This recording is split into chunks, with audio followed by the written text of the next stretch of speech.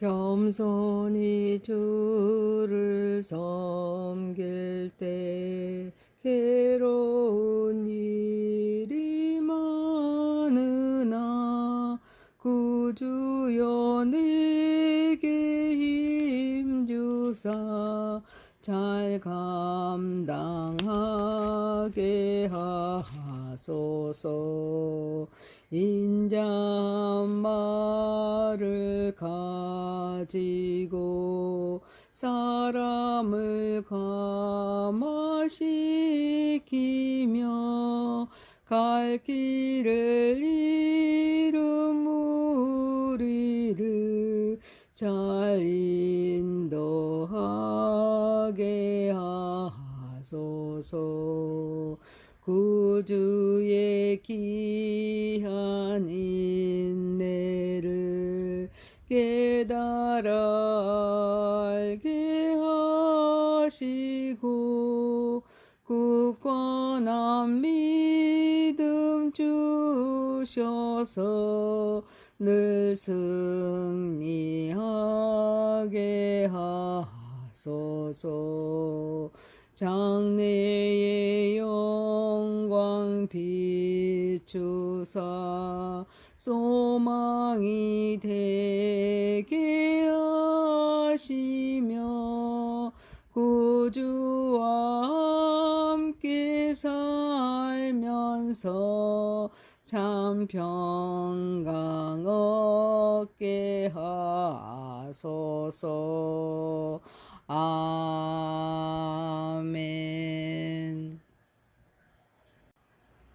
전능하사 천지를 만드신 하나님 아버지를 내가 믿사오며 그 외아들 우리 주 예수 그리스도를 믿사오니 이는 성령으로 잉태하사 동정녀 마리아에게 낳으시고 본디오 빌라도에게 고난을 받으사 십자가에 못 박혀 죽으시고 장사한 지 사흘 만에 죽은 자 가운데서 다시 살아나시며 하늘에 오르사 전능하신 하나님 우편에 앉아 계시다가 저리로서 산 자와 죽은 자를 심판하러 오시리라. 성령을 믿사오며 거룩한 공회와 성도가 서로 교통하는 것과 죄를 사하여 주시는 것과 몸이 다시 사는 것과 영원히 사는 것을 믿사옵나이다. 아멘. 하나님의 말씀은 시편 15편 1절에서 5절입니다. 여호와여, 주의 장막에 머무를 자 누구 오며 주의 성산에 사는 자 누구 오니까. 정직하게 행하며 공의를 실천하며 그의 마음에 진실을 말하며 그의 혀로 남을 허물하지 아니하고 그의 이웃에게 악을 행하지 아니하며 그의 이웃을 비방하지 아니하며 그의 눈은 망령된 자를 멸시하며 여호와를 두려워하는 자들은 존대하며 그의 마음에 소원한 것은 은혜로울지라도 변하지 아니하며 이자를 받으려고 돈을 구워주지 아니하며 뇌물을 받고 무죄한 자를 해하지 아니하는 자이니 이런 일을 행하는 자는 영원히 흔들리지 아니하리라. 아멘. 전능하시고 거룩하신 하나님 아버지, 우리 예배를 받으시옵소서. 예수님의 이름으로 기도하옵나이다. 아멘. 시편 15편 1절에서 5절 말씀으로 일상 무너지지 않는 성소란 제목으로 은혜를 받고자 하겠습니다. 첫 번째, 하나님과 함께하는 자입니다. 1절입니다.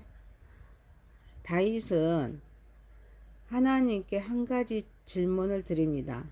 여호와여, 주의 장막에 머무를 자 누구 오며 주의 성산에 사는 자 누구 오니까. 이 질문은 단순히 성막에 들어갈 수 있는 사람이 누구인지를 묻는 것이 아니라 누가 하나님과 친밀한 교제를 누리면서 그분과 동행하는 삶을 살아갈 수 있는가를 묻는 말입니다.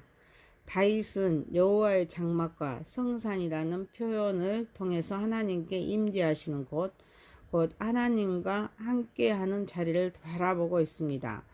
그는 누가 제사를 많이 드리는 사람입니까? 또는 누가 정교의식을 잘 지키는 사람입니까? 라고 묻지 않습니다. 오히려 누가 하나님과 함께 살아가는 사람입니까? 라고 묻습니다. 이는 거룩하신 하나님과 동행하면서 그분의 임재를 기쁨으로 누릴 수 있는 사람의 그런 삶과 마음을 묻는 것입니다. 오늘 우리의 모습은 어떻습니까? 우리는 많은 사람과 연결되어 있지만 장작 하나님과 교제는 소홀히 하면서 살아갈 때가 있습니다. 예배에도 참석하지만 삶 속에서 하나님을 의식하지 못한 채 하루를 보내기도 합니다. 그러나 하나님께서는 예배당 안에서만 만나는 분이 아닙니다. 우리의 일상에서도 함께 하시기를 원하시는 아버지이십니다. 구원을 계획하신 하나님과 동행하는 삶은 특별한 일을 하는 데서 시작되지 않습니다. 아침에 눈을 뜨면서 주님 오늘도 저와 함께 해 주십시오 라고 고백하는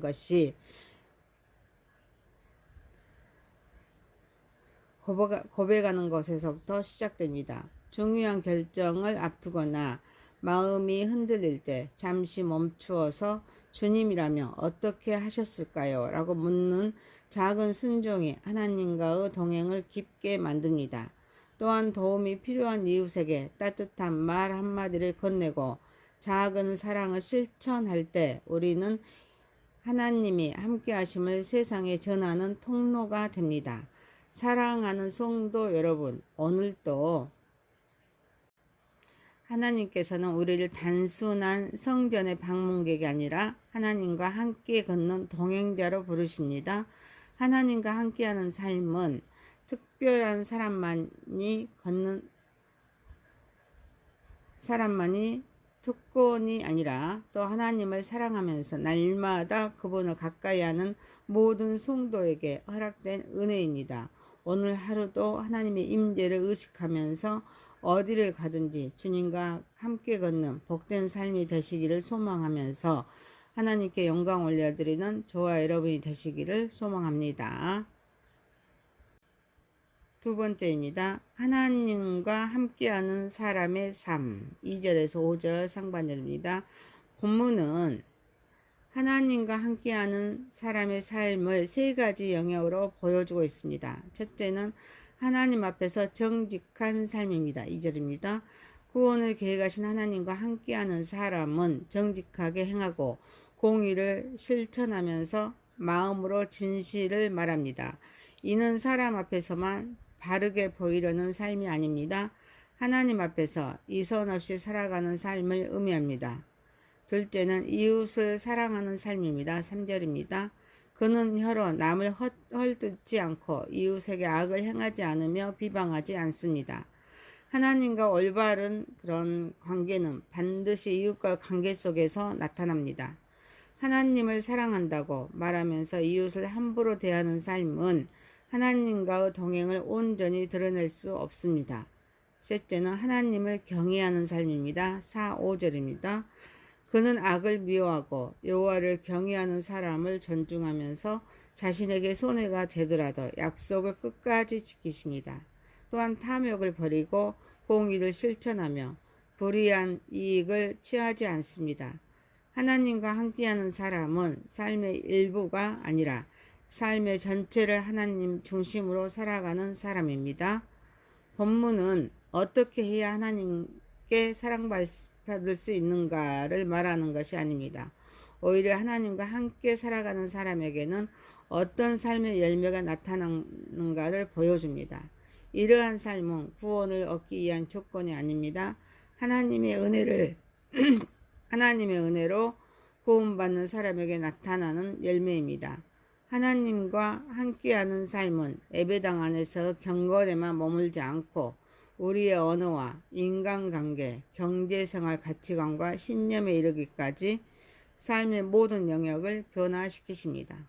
오늘날 우리는 자본주의의 끝없는 욕망, 또 SNS를 통한 무분별한 비방과 헌담, 그리고 개인주의가 만연한 시대를 살아가고 있습니다. 이러한 현실 속에서 시편 15편은 우리에게 분명한 도전을 줍니다.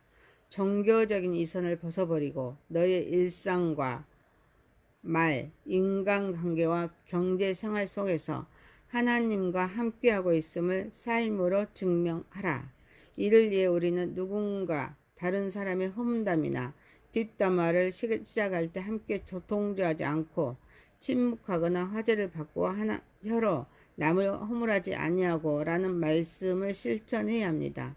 또한 비즈니스나 대인관계에서 과거에 했던 약속이 지금은 손해가 되더라도 그리스도인의 신뢰와 정직을 위해 끝까지 약속을 지켜야 합니다.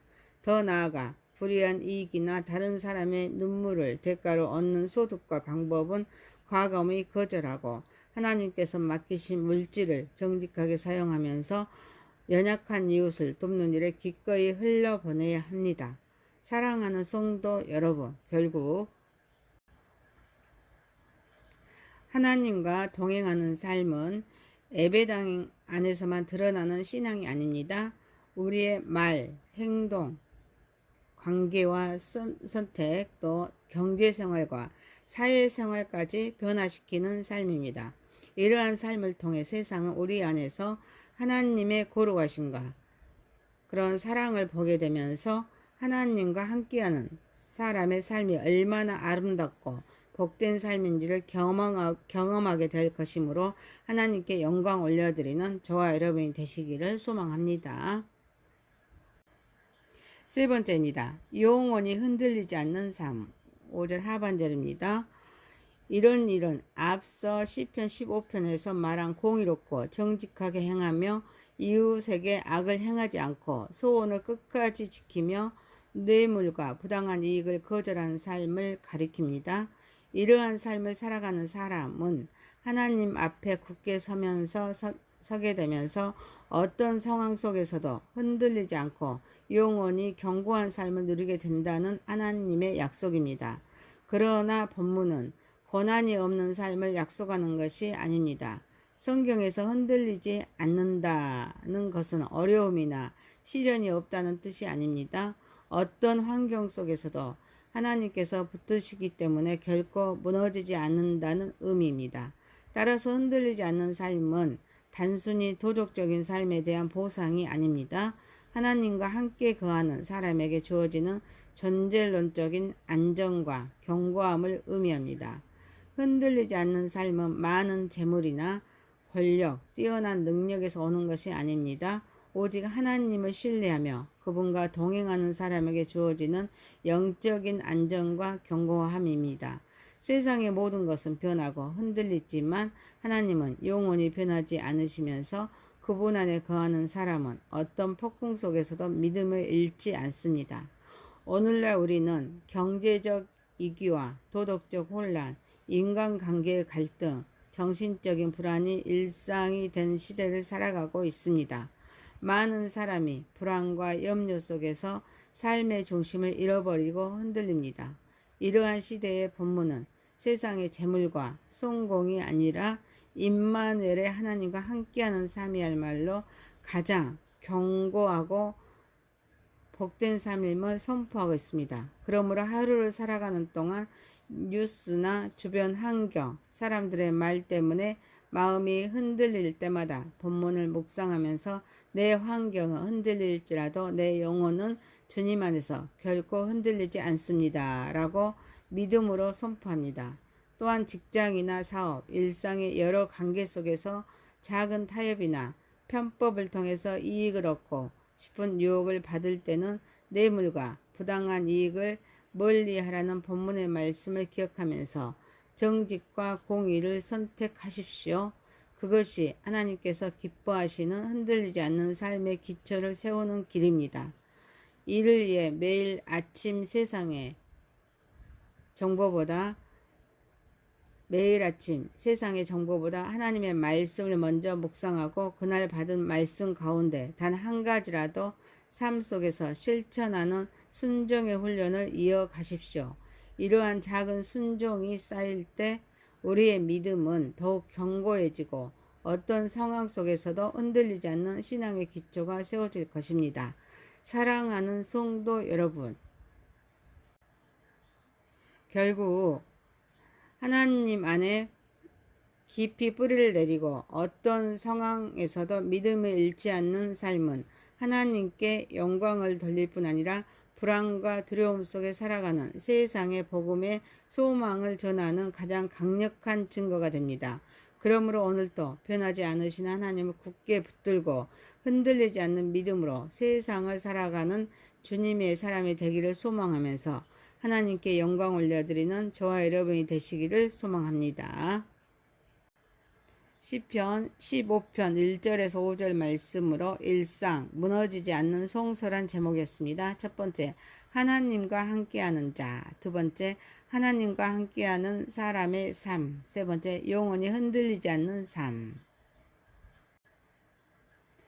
전능하시고 거룩하신 하나님 아버지, 오늘 하루도 하나님의 임재를 의식하면서 어디를 가든지 주님과 함께 걷는 삶, 복된 삶이 되게 하옵소서. 하나님과 동행하는 삶이 예배당 안에서만 드러나는 신앙이 아니라 우리의 말, 행동, 관계와 선택, 또 경제생활과 사회생활까지 변화시키는 삶을 살아가게 하옵소서. 세상은 우리 안에서 하나님의 거룩하심과 사랑을 보게 하옵소서. 하나님과 함께하는 사람의 삶이 얼마나 아름답고 복된 삶인지를 경험하게 하옵소서. 하나님 안에 깊이 뿌리를 내리고 어떤 상황 속에서도 믿음을 잃지 않는 삶으로 하나님께 영광을 돌리게 하옵소서. 불안과 두려움 속에 살아가는 세상의 복음의 소망을 전하는 가장 강력한 증거가 되게 하옵소서. 오늘도 변하지 않으시는 하나님을 굳게 붙들고 흔들리지 않는 믿음으로 세상을 살아가는 주님의 사람이 되기를 소망하며 살아가게 하옵소서. 예수님의 이름으로 기도하옵나이다. 아멘. 하늘에 계신 우리 아버지여, 이름이 거룩히 여김을 받으시오며 나라에 임하옵시며 뜻이 하늘에서 이룬 것 같이 땅에서도 이루어지이다. 오늘 우리에게 일용할 양식을 주시옵고 우리가 우리에게 죄 지은 자를 사하여 준 것 같이 우리의 죄를 사하여 주시옵고 우리를 시험에 들게 하지 마옵시고 다만 악에서 구하옵소서. 대개 나라와 권세와 영광이 아버지께 영원히 있사옵나이다. 아멘.